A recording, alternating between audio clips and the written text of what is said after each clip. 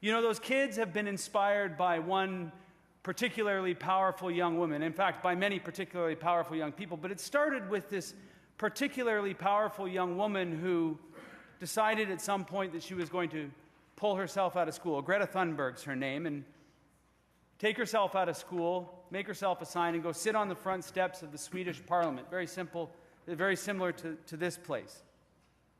And her words should indeed be a wake-up call. In fact, when we disconnect LNG from the conversation, you can hear and see Greta Thunberg be celebrated by many of our friends. Many of our own family members are calling us to stand with Greta Thunberg.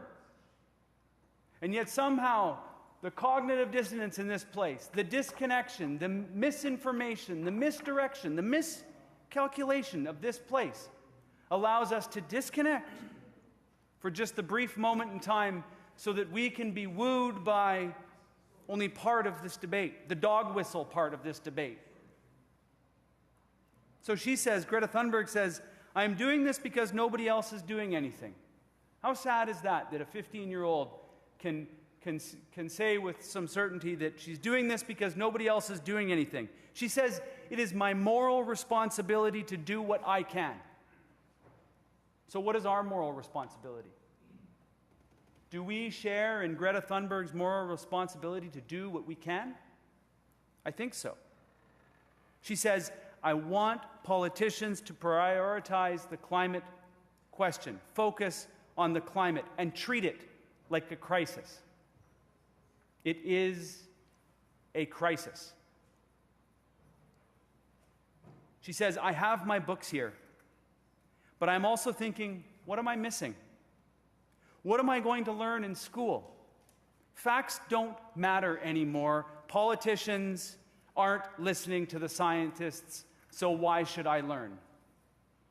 What sense of hopelessness are we instilling in our children? That they somehow find the words at 15 to string together that their politicians aren't listening to scientists, so what is the point of learning? We have a responsibility as leaders to respond to Greta's call. Not by patting her and them, the children out there, on their heads, but by taking real action. By finding the courage within us to relieve ourselves of the burden that this decision that's going to be in front of every member of this house, not just the right and the left, this side and that side, our side and their side, but by all 87 members in this place.